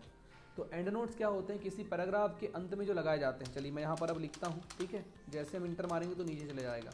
किसी पैराग्राफ के जो अंत में लगाए जाते हैं, ठीक है, ये एक हमारा पैराग्राफ हो गया। तो पैराग्राफ के अंत में जो नोट्स लगाए जाते हैं, एंड नोट्स में वह सारी मीनिंग, ठीक है, सारी की सारी वह मीनिंग जिसमें यूज़र के द्वारा, मतलब कि किसी एक शब्द के अंदर, देखिए ये शब्द के अंतर्गत कोई डेटा छिपा करके हमने रखे हुए हैं। तो आपने पहले के बुकों में देखा होगा कि किसी शब्द के ऊपर 1 2 3 4 लिखा हुआ रहता था, और 1 2 3 4 लिखा हुआ रहने के बाद हम लोग क्या करते थे, अगले जब हम लोग पेपर जब लिखते थे, पृष्ठ जब बनाते थे, तो उस पृष्ठ के ऊपर हम लोग उनसे रिलेटेड कार्यों को करते थे, ठीक है। तो मतलब उनसे संबंधित विकल्प हम लोग नीचे की ओर लिख देते थे। तो वो जो नीचे की ओर लिखे हुए जो विकल्प होते थे वही आपके एंड नोट्स और फुट नोट्स के नाम से जाने जाते हैं। तो पैराग्राफ के एंड में जब आप किसी चीज़ को लिखते हैं तो उसको एंड नोट्स कहते हैं। मान लीजिए अगर मैं इस पर फुट नोट्स लगाना चाहता हूँ तो इसको मैंने सेलेक्ट किया, इंसर्ट फुट नोट्स पर क्लिक किया, देख सकते हैं सबसे नीचे यानी कि पेज में सबसे नीचे की ओर लग गया है फुट नोट्स। तो अगर आप इस पर क्लिक करेंगे तो यहाँ पर आप देखेंगे जैसे ही मैं इस पर क्लिक करूँगा तो नीचे जो हमने डेटा लिखा हुआ था वो डेटा इसके साथ में दिखाई देगा। तो इस प्रकार से आप एंड नोट्स और फुट नोट्स का यहाँ पर प्रयोग कर सकते हैं। तो ये दोनों चीज़ों को आपको याद रखना है, एंड नोट्स क्या होता है, फुट नोट्स क्या होता है। चलिए दोस्तों अब हम बात करने वाले हैं नेक्स्ट। यहाँ पर क्वेश्चन आपका क्या था, तो आप एंड नोट्स के बारे में भी लिख देंगे, फुट नोट्स के बारे में मैंने आपको बहुत अच्छे तरीके से पढ़ा दिया है। नेक्स्ट क्वेश्चन था दोस्तों यहाँ पर क्वेश्चन नंबर, देखिए यूनिट 3 का अथवा यानी क्वेश्चन नंबर 6, ठीक है। तो यहाँ पर आप क्या क्या विकल्प दिया है, देखिए पहले तो वर्ड में वर्ड आर्ट और ड्रॉप कैप की विशेषता बताइए, ठीक है। तो वर्ड आर्ट और ड्रॉप कैप क्या होते हैं आपको सबको पता ही होगा। पहले बात करते हैं वर्ड आर्ट की, ठीक है। तो एमएस वर्ड में वर्ड आर्ट इंसर्ट मेन्यू के अंतर्गत पाया जाने वाला, देखिए वर्ड आर्ट, ये तो एमएस वर्ड में पाया जाने वाला वर्ड आर्ट जो है सबसे महत्वपूर्ण विकल्प है। नाम के हिसाब से उसका काम है, नाम से स्पष्ट देखिए वर्ड आर्ट, ठीक है, यानी कि शब्द की कला। तो शब्द की कलाओं से निर्मित, या फिर हम कह सकते हैं कि एक शब्द को अगर आप लिखेंगे तो उससे रिलेटेड आप कितने प्रकार से चीज़ों का प्रयोग कर सकते हैं, कितने ओरिजिनल चीज़ों का आप वहाँ पर प्रयोग कर सकते हैं, तो उसी चीज़ को कहा जाता है वर्ड आर्ट, ठीक है, वर्ड आर्ट गैलरी। तो वर्ड आर्ट गैलरी का प्रयोग हम किसी डॉक्यूमेंट को लिखने के लिए करते हैं। देख सकते हैं आप यहाँ पर, मैं अगर अपना ही नाम लिखूँगा तो हम लोग यहाँ पर इसका प्रयोग कर सकते हैं। अलग अलग प्रकार से आपकी वर्ड आर्ट गैलरी होती है, ठीक है भैया। अब मान लीजिए हम अगर कोई देखेंगे, यहाँ पर आपके पास फॉर्मेट में बहुत सारे वर्ड आर्ट गैलरी हैं, यहाँ से आप किसी भी प्रकार से वर्ड आर्ट गैलरी का चयन आप यहाँ से कर सकते हैं। तो वर्ड आर्ट क्या होता है दोस्तों, हमारे टेक्स्ट में या फिर अपने डॉक्यूमेंट को आकर्षक बनाने के लिए या अपने डॉक्यूमेंट में टेक्स्ट को आकर्षक बनाने के लिए हम वर्ड आर्ट गैलरी का प्रयोग करते हैं। वर्ड आर्ट गैलरी की सहायता से हम लोग अपने डॉक्यूमेंट को लिख करके तैयार कर सकते हैं, जिसके माध्यम से हमारा जो डेटा है वो बहुत ही ज़्यादा अट्रैक्टिव नज़र आएगा, ठीक है। तो इस प्रकार से आप अपने डेटा में यहाँ पर वर्ड आर्ट गैलरी का चयन कर सकते हैं। दूसरा होता है दोस्तों, तो ये होता है आपका वर्ड आर्ट गैलरी, ठीक है। अगर आपको कुछ अगर इसको स्टाइलिश वर्ड आर्ट गैलरी लेना है तो मैंने आपको बता दिया था, इसको आप सेव करो और सेव करके माइक्रोसॉफ्ट ऑफिस, देखिए जैसे मैं यहाँ पर अगर सेव करता हूँ डेस्कटॉप के ऊपर, इसको यहाँ से आपको क्या में सेव करना है, इसको आपको सेव करना है देखिए वर्ड 97 2003 में। और इसको आप जैसे यहाँ पर अगर सेव कर देते हैं तो ऑटोमेटिकली इसको आप कंटिन्यू करेंगे तो आपकी वर्ड आर्ट गैलरी क्या हो जाएगी, चेंज हो जाएगी। अब देखेंगे आपके पास ये एक से एक वर्ड आर्ट यहाँ आ चुके हैं। तो मान लीजिए मेरे पास अगर ये वाला वर्ड आर्ट अगर आ गया है तो मैं यहाँ से क्लिक करूँगा, देखिए ठीक है। मैं यहाँ पर लिख देता हूँ आपका रोहित स्टडी 2.0, हमारा चैनल का नाम हम यहाँ पर लिख देते हैं, ओके करते हैं। तो आप देख सकते हैं आपके पास यहाँ पर स्टाइलिश बहुत ज़बरदस्त स्टाइल के साथ यहाँ पर आपका आ चुका है जो आपने लिखा हुआ था रोहित स्टडी, ठीक है। तो दोस्तों ये आपके अलग अलग प्रकार के यहाँ पर स्टाइल्स बने हुए हैं। आप इनकी सहायता से इस पर राइट क्लिक करेंगे, फॉर्मेट टेक्स्ट बॉक्स पर क्लिक करके भी आप यहाँ पर लेआउट पर जाइए, इन फ्रंट ऑफ टेक्स्ट पर क्लिक करो, लास्ट वाला विकल्प है और यहाँ ओके पर क्लिक कर दो। अब आप देख सकते हैं इसको आप जहाँ पर ले जाना चाहें मनचाहे रूप में आप इसको ले जा सकते हैं, ठीक है। मनचाहे रूप में आप इसको बदल सकते हैं। तो इस प्रकार से आप यहाँ पर चीज़ों का चयन कर सकते हैं। चलिए इस पर भी राइट क्लिक करके हम लोग देख लेते हैं। सबसे पहले यहाँ पर क्लिक कर लेते हैं, राइट क्लिक करते हैं, format word art in front of text, उसके पश्चात यहाँ ओके। अब आप इसको भी जहाँ मन चाहे ले जाना चाहो ले जा सकते हैं। इसको आप जैसा रोटेटिंग करना चाहें फॉर्मेट पर आप क्लिक कीजिए, उसके पश्चात यहाँ पर होता है आपका सैप, ठीक है। देखिए सैप पर क्लिक करो, ये रोटेटिंग पर क्लिक कर दीजिए तो ये आपका रोटेटिंग हो जाएगा। इस प्रकार से आप इसको यहाँ से रोटेटिंग कर सकते हैं। तो दोस्तों ये होता है आपका वर्ड आर्ट, ठीक है। वर्ड आर्ट क्या होता है, वर्ड आर्ट की सहायता से हम क्या करते हैं ये सभी मैंने आपको बता चुका हूँ। अब हम बात करने वाले हैं ड्रॉप कैप क्या होता है, ठीक है। तो दोस्तों ड्रॉप कैप का मतलब होता है न्यूज़पेपर का पहला लेटर, आपने देखा होगा। मान लीजिए मैं यहाँ पर अगर लिख रहा हूँ भारत, ठीक है, या फिर इंडिया लिखता हूँ, मैंने यहाँ पर इंडिया लिख दिया। आप इंडिया अगर आपने लिखा हुआ है तो सबसे पहले आप ये इंडिया पर आप मैंने आई को मैंने क्लिक किया और ये ड्रॉप कैप पर जाऊँगा। ड्रॉप कैप के साथ ड्रॉप कैप वह विधि है जिसकी सहायता से हम अपने डॉक्यूमेंट के फर्स्ट लेटर को अत्यधिक बड़ा करके लिख सकते हैं, ठीक है। अपने पैराग्राफ में जब हम कोई लेटर लिखते हैं, अब आप जैसे इंडिया, जैसे मैं यहाँ जो भी लिखूंगा इंटर करूँगा तो देख सकते हैं आप यहाँ से मैंने जितना डेटा यहाँ 3 लाइन का सिलेक्ट था तो 3 लाइन, अब चौथी लाइन उसके नीचे से आएगी। तो इस प्रकार से फर्स्ट लेटर को बड़ा लिखने के लिए हम किसका प्रयोग करते हैं, ड्रॉप कैप का प्रयोग करते हैं। किसका प्रयोग करते हैं दोस्तों, ड्रॉप कैप। तो ड्रॉप कैप वह विधि है जिसकी सहायता से यूज़र अपने डॉक्यूमेंट में फर्स्ट लेटर को बड़ा करके लिख सकता है या फिर अत्यधिक बड़ा करके आप उस लेटर को प्रदर्शित करवा सकते हैं। तो वो होता है आपका ड्रॉप कैप। अच्छी तरीके से आपको समझना है और याद रखना है। जिनको समझ में नहीं आ रहा होगा तो प्लीज़ मुझसे आप कमेंट करके पूछ सकते हैं।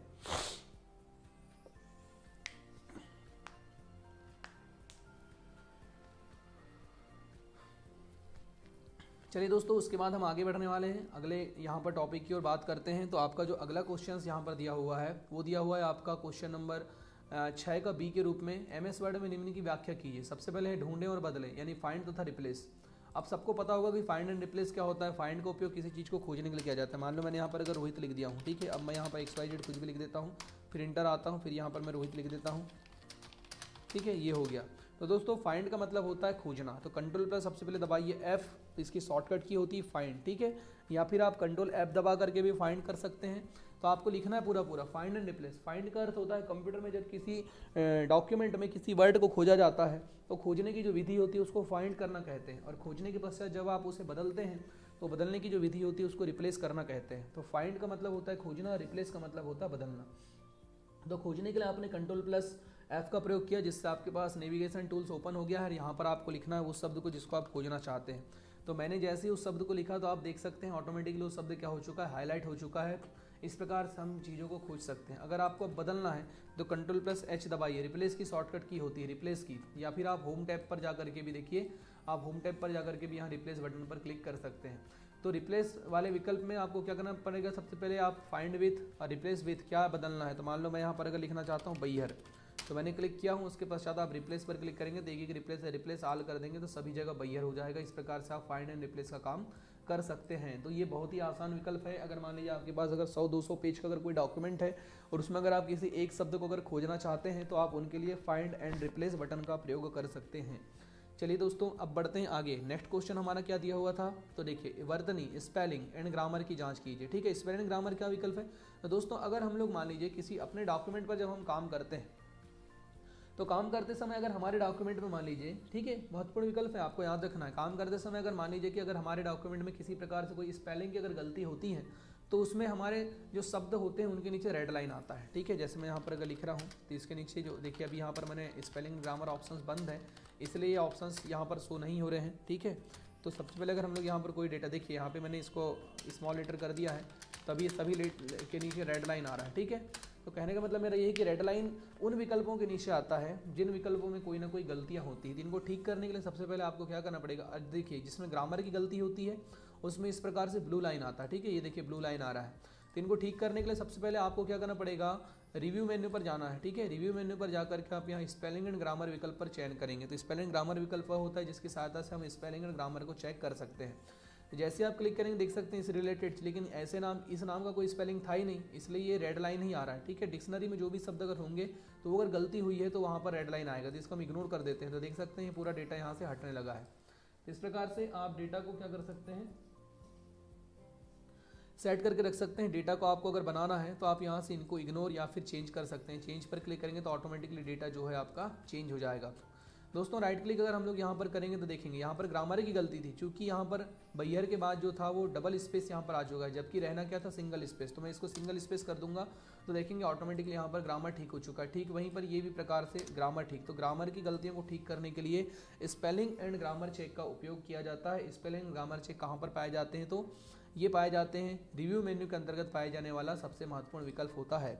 चलिए यहाँ पर आपके यूनिट 3 तक के सारे क्वेश्चन हो जाते हैं समाप्त। अब बात करते हैं यूनिट 4 में।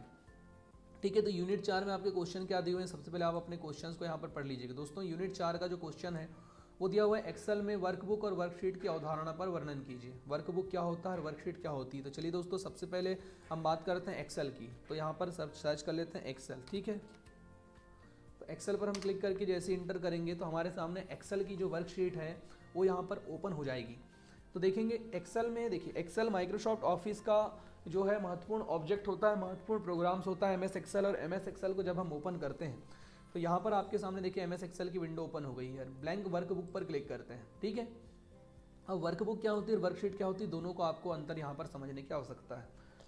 ठीक है, तो वर्कबुक का मतलब होता है जिस पर हम कार्य कर रहे हैं। ठीक है, अभी हम जिस इस सीट पर काम कर रहे हैं जिसको क्या बोलते हैं, वर्कबुक।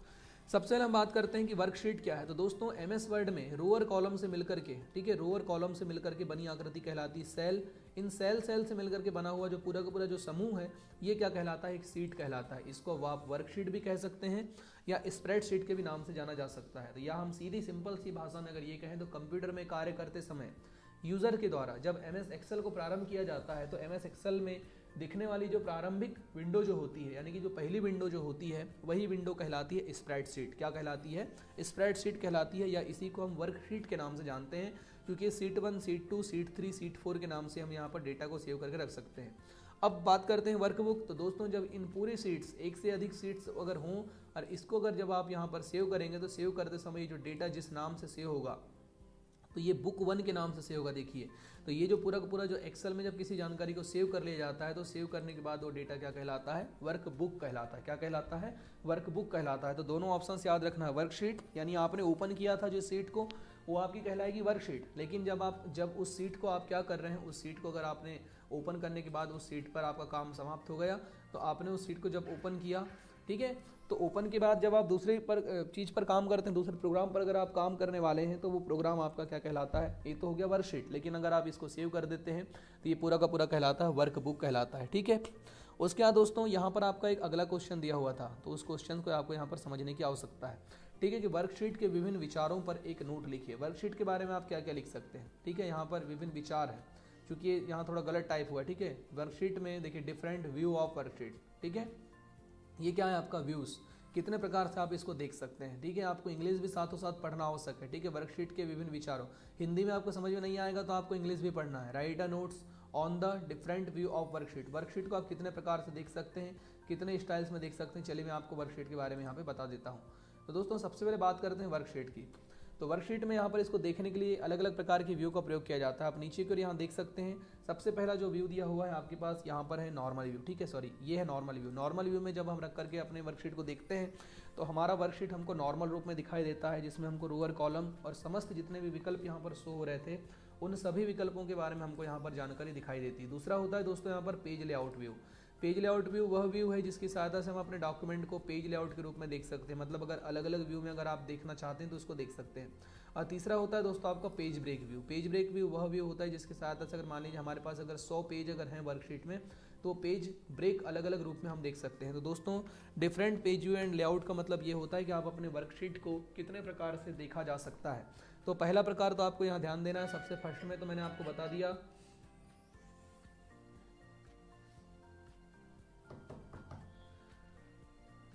फर्स्ट में तो यहाँ पर होता है आपका नॉर्मल व्यू, उसके पश्चात होता है दूसरा पेज लेआउट व्यू और तीसरा आपके पास दिया हुआ है जो है आपका डिफरेंट पेज व्यू या फिर पेज ब्रेक व्यू। तो ऐसे 3 प्रकार से आप अपने फाइल को देख सकते हैं, 3 प्रकार से आप अपने फाइल को देखने के लिए इसका उपयोग कर सकते हैं। तो दोस्तों ये था यूनिट 2 के अंतर्गत यूनिट 4 के अंतर्गत आपका ए और बी क्वेश्चन। अब इसके अथवा में कौन से क्वेश्चन आए हैं तो वो हम लोग देख लेते हैं, ठीक है।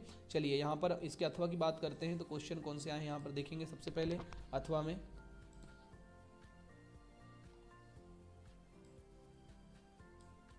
चलिए यहाँ पर बोल रहा है देखिए कि चार्ट विजार्ड क्या है वर्कबुक में और एक्सेल में प्रिंट करने की विधि को बताइए। सबसे पहले तो चार्ट को समझाना है, फिर विधि क्या है इसको बताना है। अभी सबको समझ में आ रहा है कि नहीं?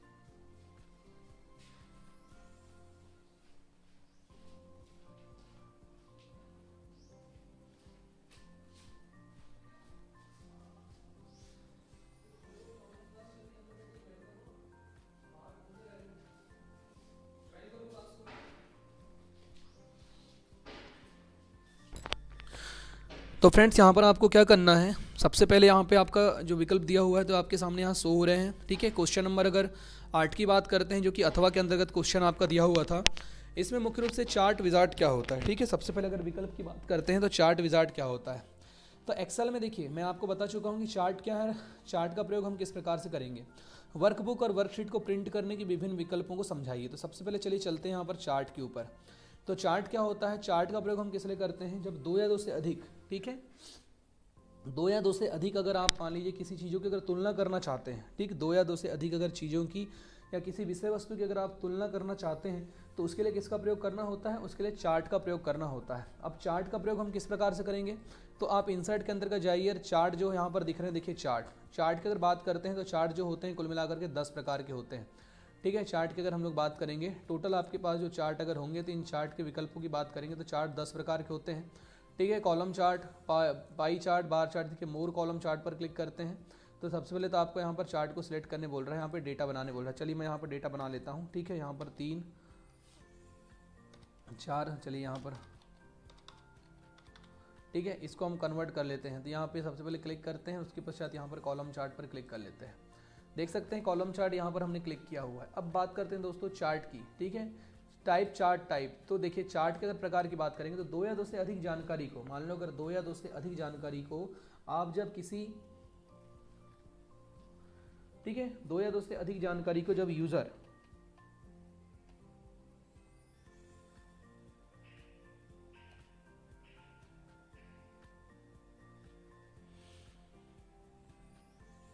ठीक है, 2 या 2 से अधिक अगर मान लीजिए अगर कोई अगर जानकारी है तो उस जानकारी को अगर आप यूज़र अगर क्या करना चाहता है उसको अगर आप एक साथ अगर सेव करवाना चाहते हैं, ठीक है, 2 या 2 से अधिक अगर मान लीजिए,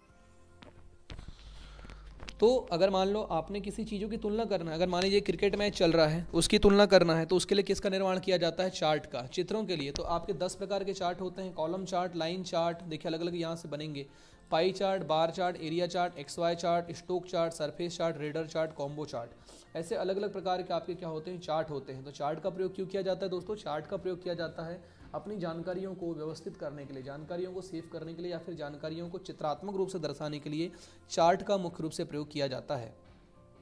चलिए अब हम बात करने वाले हैं चार्ट के पश्चात तुरंत हम बात करते हैं। चार्ट तो यहाँ पर हो गया कि अपने वर्कशीट को प्रिंट कैसे करें, ठीक है। तो चार्ट तो आपको समझ में आ गया होगा, इससे पहले मैंने आपको सभी बच्चों को चार्ट के बारे में समझा भी दिया था, आप चार्ट वाली क्लास को भी जा करके देख लेंगे। अभी मैं आपसे सब पहले जल्दी जल्दी क्वेश्चन आपको बता देता हूँ, ठीक है। अभी आपके पास यहाँ पर दिया हुआ है कि आप इसको प्रिंट कैसे करेंगे। तो एक्सेल को प्रिंट करने के लिए सबसे पहले आपको क्या करना होगा? एक्सेल प्रिंट करने के लिए आप Ctrl+P दबाइए, P दबाते ही आपके सामने आपको दिखाएगा, ठीक है, कि आपने डेटा यहाँ पर जो लिखा हुआ है। चलिए मैं अगर इसको प्रिंट करना चाहता हूँ तो Ctrl+P दबाइए, देख सकते हैं आप यहाँ पर आपके पास ये डेटा आ चुका है। अगर आप इस डेटा को अगर मान लो प्रिंट, अगर सबसे पहले तो इसको आप टेक्स्ट सेल के रूप में निर्धारित कर दीजिए, ऑल बॉर्डर पर क्लिक कर लीजिए।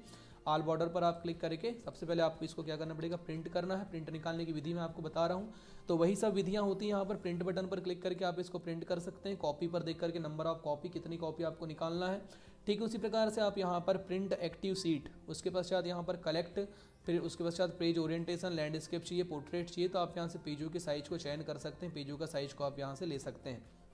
तो दोस्तों इस प्रकार से आप अपने मतलब चार्ट को या फिर अपने वर्कशीट में किसी डेटा को प्रिंट यहाँ से आप कर सकते हैं। तो इसको भी आपको अच्छी तरीके से याद रखना है। चलिए फ्रेंड्स, अब हम बात करने वाले हैं इसके अंतर्गत जो था कुल मिलाकर के अगला जो सवाल जो इसके अंतर्गत जो दिया गया था, वो इसके अंतर्गत अगला सवाल क्या था, तो यहाँ पर आप ध्यान दीजिएगा, ठीक है। चलिए चलते हैं। तो नेक्स्ट यहाँ पर आपका विकल्प है, देख सकते हैं आप यहाँ पर दूसरा विकल्प दिया हुआ है,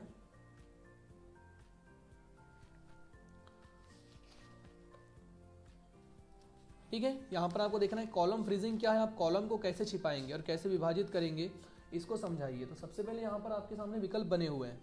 यहाँ पर अगर आप मान लो किस पर काम कर रहे हैं? एक्सेस पर काम कर रहे हैं, ठीक है। एक्सेल पर अगर आप काम कर रहे हैं, एक्सेल पर काम कर रहे हैं, तो किसी कॉलम को छिपाने के लिए आप राइट क्लिक करेंगे। राइट क्लिक करने के पश्चात आप इस कॉलम को क्या कर देंगे? हाइड पर क्लिक कर देंगे, यानी फ्रीज करना। अब मैंने इसको हाइड कर दिया हूँ तो कॉलम क्या हो जाएगा? आपका हाइड हो जाएगा। इस प्रकार से आप कॉलम को हाइड कर सकते हैं, ठीक है। कॉलम फ्रीजिंग का मतलब भी वही होता है, अपने कॉलम को फ्रीज करना। आप राइट क्लिक करेंगे यहाँ पर और इसको अनहाइड पर मैं जैसे ही क्लिक करूँगा, सबसे पहले तो आपको यहाँ पर क्लिक करना पड़ेगा, दोनों को क्लिक कीजिए, राइट क्लिक कीजिए,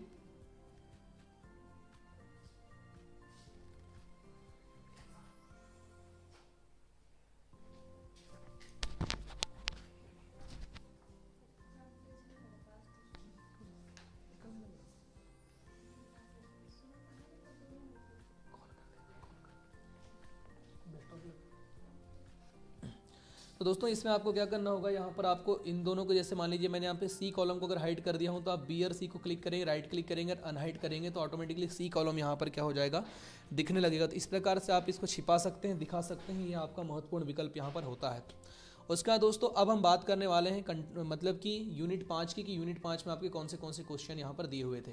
चलिए यूनिट 5 की बात अगर करते हैं तो यूनिट 5 में आप देखेंगे सबसे पहले है कि MS पावर पॉइंट का उपयोग कहाँ कर सकते हैं? पावर पॉइंट के विभिन्न विचारों की व्याख्या कीजिए। तो सबको यहीं से मैं क्वेश्चन का आंसर बता देता हूँ, क्योंकि अभी अभी मैंने पावर पॉइंट आपको पढ़ाया है।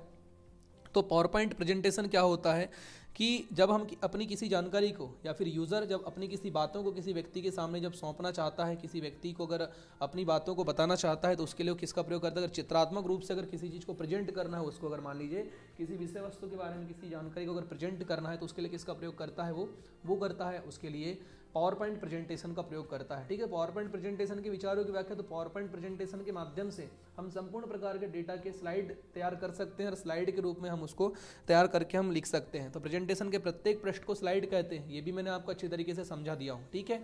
आप यूनिट 5 को पढ़ लेंगे, पूरा ये समझ में आ जाएगा। फिर आप एक नई प्रस्तुत प्रेजेंटेशन बनाने की प्रक्रिया लिखिए। तो प्रेजेंटेशन बनाने की प्रक्रिया तो सबको पता ही होगा। सबसे पहले पावर पॉइंट प्रेजेंटेशन पर क्लिक करते हैं, यानी स्टार्ट मेन्यू पर क्लिक करेंगे, यहाँ से MS पावर पॉइंट पर क्लिक करना है। MS पावर पॉइंट पर क्लिक करते ही सबसे पहले आपको एक ब्लैंक स्लाइड लेना है और वहाँ पर अपने हिसाब से आप कोई भी डेटा को तैयार करके वहाँ पर आप प्रेजेंटेशन को बना सकते हैं। अंतिम में होता है दोस्तों इसके अथवा में 2 क्वेश्चन दिए हुए हैं, स्लाइड ट्रांजिशन तथा स्लाइड एनिमेशन के प्रभाव को समझाइए। तो बता चुका हूँ स्लाइड ट्रांजिशन मतलब कि जब एक स्लाइड के बाद दूसरी स्लाइड आती है तो उसको स्लाइड ट्रांजिशन बोलते हैं, क्योंकि ट्रांजिशन मेन्यू के अंतर्गत सारे विकल्प इसके अंतर्गत आ जाएंगे। और स्लाइड एनिमेशन का मतलब क्या होता है, प्रभाव। एक स्लाइड के ऊपर कितने प्रभाव लगाए जाते हैं, कितना प्रभाव, इन animation, out animation, overall animation, ये सभी एनिमेशन के बारे में आपको मैंने समझा चुका हूँ। और पावर पॉइंट में विभिन्न प्रिंटिंग विकल्प क्या है, तो प्रिंटिंग करने का मतलब क्या होता है, पावर पॉइंट में अगर आप प्रिंटिंग करना चाहते हैं तो सेम वही विकल्प है, किसी स्लाइड को आप करिए सिलेक्ट और सिलेक्ट करने के पश्चात आप उसको निकाल लीजिए प्रिंट। तो इस प्रकार से आप स्लाइड को प्रिंटिंग भी कर सकते हैं। दोस्तों उम्मीद कर रहा हूँ संपूर्ण प्रकार से आज का जो हमारी जो क्लासेस है, इस क्लास का उद्देश्य जो था आपको संपूर्ण प्रकार से प्रैक्टिकल बताना, तो ये पूरा उद्देश्य आज का समझ में आ गया होगा आपको, उम्मीद कर रहा हूँ। और क्वेश्चन पेपर आपने अच्छे तरीके से सॉल्व कर लिया होगा, हल कर लिया होगा। जिन बच्चों ने अगर नहीं पढ़ा है तो उन सभी बच्चों से कहना चाहूँगा कि वे सारे के सारे बच्चे इस क्लास को ज्वाइन करके पुनः एक बार फिर से पढ़ लेंगे। मिलते हैं दोस्तों नेक्स्ट वीडियो में नेक्स्ट क्लास के साथ, तब तक कि आप सभी लोग बने रहिए रोहित स्टडी आपके साथ।